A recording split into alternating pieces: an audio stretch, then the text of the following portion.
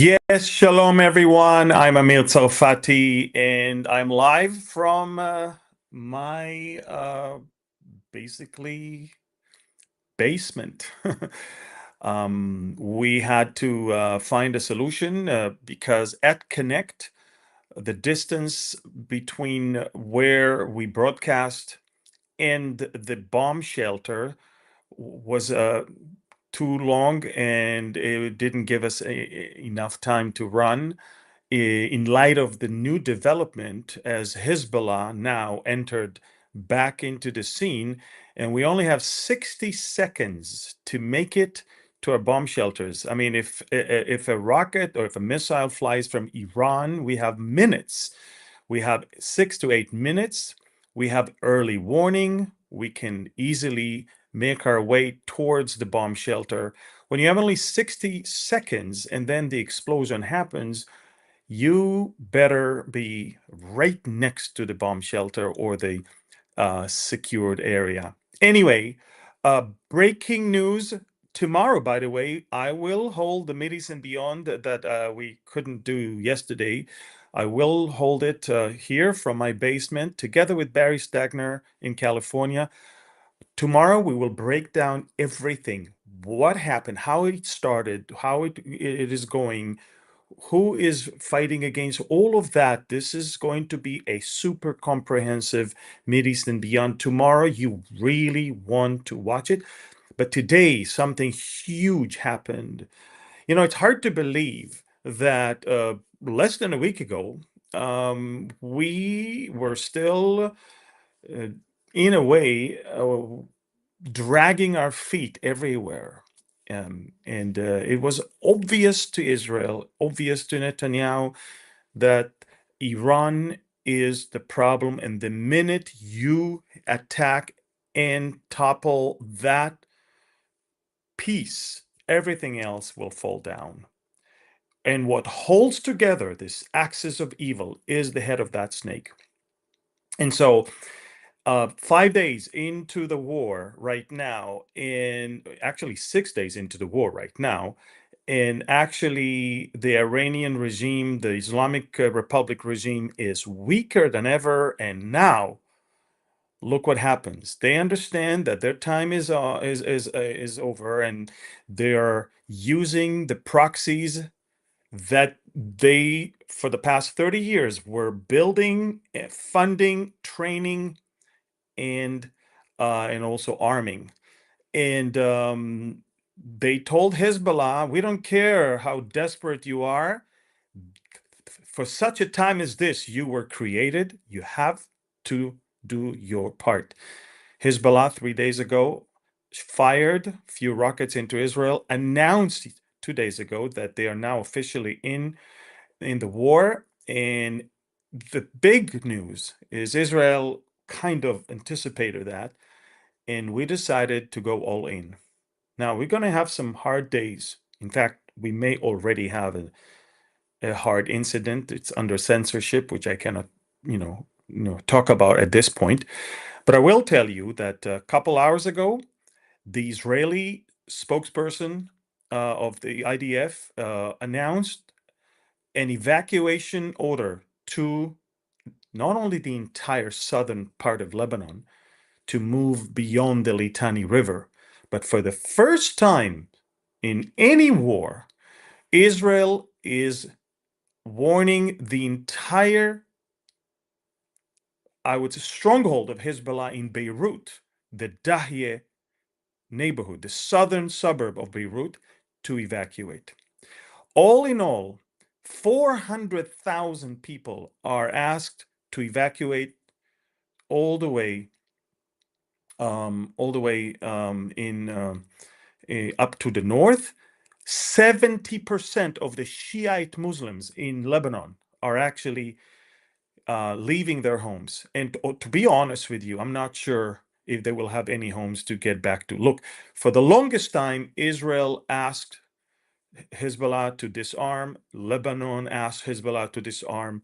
But not only that they did not, but they entrenched themselves in the local Shiite communities, and the Shiite communities harbored them and sheltered them and served as their human shields. Their time is over. And now Israel is going to flatten southern Lebanon, enlarge its security belt, and flatten the stronghold of Hezbollah in Beirut. And once we're done with that, we'll probably move to the eastern part of Lebanon, to Baalbek and to the Bekaa Valley, where they have their biggest missiles and drones depots and storages, and that's where they really operate from. So, folks, this is more or less. Let me show you. Let's see. Look, I'm operating this whole thing by myself. I don't have a team. I'm all by myself in the basement.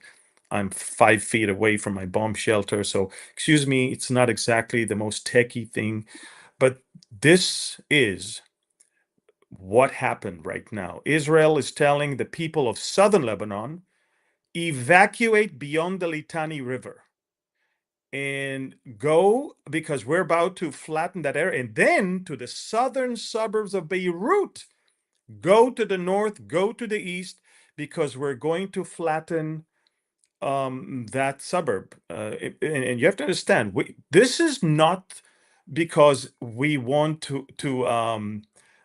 this is not because we want to flatten things. We want to hurt and harm where they hide.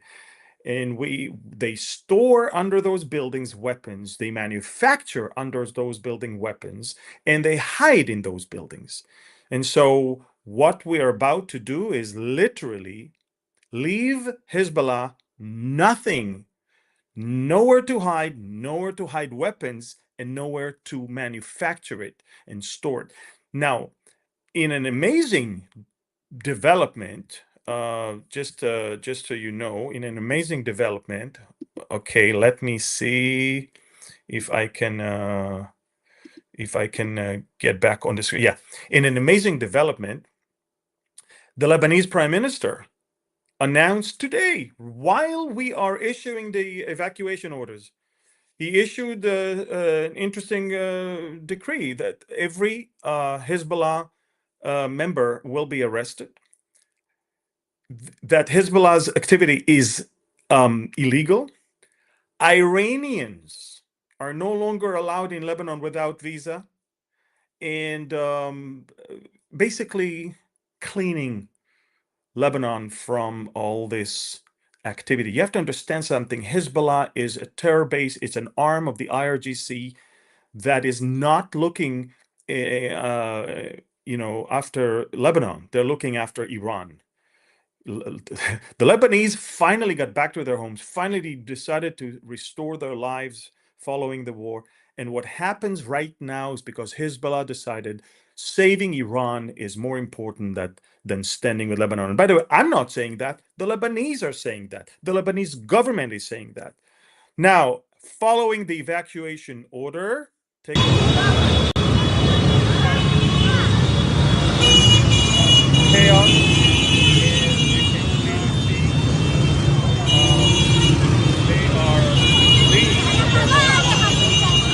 That's not enough. We're talking about شوفوا شو صار بقصص.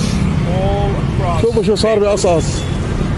If that's not enough, we're talking يا about الله يا الله يا bombing الله of Hezbollah assets. يا الله يا الله يا الله. More traffic jams you see also again in southern Lebanon. What should take an hour from south to Beirut is now taking 5 to 6 hours. And basically, we're talking about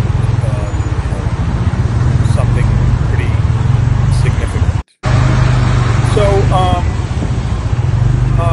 now let me see if I can get back to you. Yeah. So folks, Israel, for the first time ever, is warning the Shiite community of southern Lebanon, leave, because within a few hours we are going to strike forcefully. Now, but I'm going to talk about Iran tomorrow with Barry. We're going to talk about everything because Iran is shooting everywhere. They're shooting at Azerbaijan and Turkey and Cyprus. They're shooting at Bahrain, Kuwait, Qatar, UAE, Saudi Arabia, Oman. They lost it completely.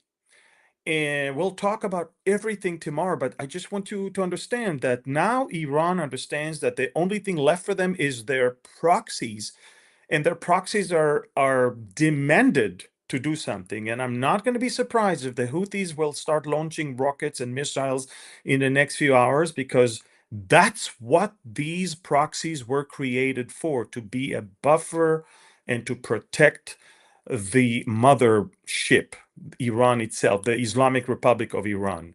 So, breaking news: 400,000 Lebanese are called to evacuate southern Lebanon and the southern district of Beirut. 70% of the Shia population of Lebanon is actually going to become homeless.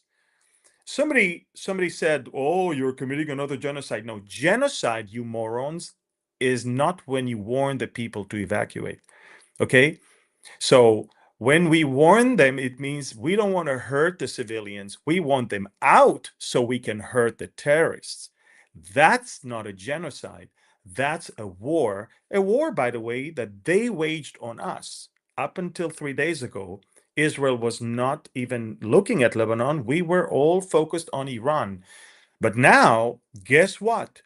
We order all of our pilots that as they come back from their flyover in Iran, visit Lebanon, drop your bombs on Hezbollah, and then return. We're using the same sortie, the same planes, and extra bombs that they carry to also complete the circle, come through Lebanon, drop their bombs, and come back. Big news: all of the Dahieh in Beirut and all of southern Lebanon are called to evacuate. We already began to do what we call knock on the roof, empty shell missiles that we hit the roofs of buildings in order to get the people out. That's not genocide. This is stupidity, if you ask me, but we are doing that because we don't want to hurt civilians. Okay? Okay, no other army does that. And yet they call us, genociders and all of that. All of that, it's because they don't know what to do. We're winning, they're losing, so they have to put all these false accusations. But in reality, those traffic jams that you see is because we warn them to leave. It's because we, unlike Hezbollah, we do care about their lives. Hezbollah is entrenching itself among them, so once we attack, they will die. So they are the ones that don't care about the lives of their brothers and sisters and their children. We do care. We told them leave. So once we attack, it's only going to be the terrorists that are there and their weapons that are that they're storing there. Big development. Huge, huge, huge. Tomorrow at 8 p.m. 8 p.m. Israel time, 10 a.m. Pacific Standard Time, California time, Mideast and beyond. It will be super important. I'll tell you all the behind the scenes stories of how it all started, what happened in the first 30 seconds of the war, um, and eventually, of course, how it's going right now, and we'll of course tie it to the Bible because that's what it's all about. I'll also talk to you about which prophecy I believe is being fulfilled before our very eyes, and I will also tell you which one I don't think we're watching. So stay tuned tomorrow. Until then, these are breaking news. Do me a favor, share them with as many as you can. Keep following me on Telegram. I'm updating 24/7. Look, to be honest with you, I slept in the last 6 days something between 2 to 3 hours a day. Now I know it's not good, but look, I have sirens. We have to run to the bomb shelter multiple times at night. And I also live next to the northernmost airbase of the Israeli Air Force, so the takeoffs and the landings are very significant. It's not like a regular day. So, but again, this is music to my ear when it comes to takeoffs and landings. I don't mind that. We'll have enough time to sleep when we fall asleep. But until then, follow me on Telegram. You've got the Telegram QR code on the side of the screen right now, and follow me there. And we just launched, by the way, a website where you can support the IDF. It's on Telegram and on social media, that link to that landing site where you can actually take those photos of the Israeli Air Force fighter jets on their way to Iran, put them on your screen or as a screensaver, and then take a photo of it and send it to us. It's a giveaway that we're going to give to have eventually somebody is going to win a box full of my books. Now let me see if I hear some booms. Right, so we're okay now. Look, there's so much that is happening now, but I will reserve everything about Iran and its surrounding to tomorrow's update. Tune in tomorrow. Thank you, and God bless.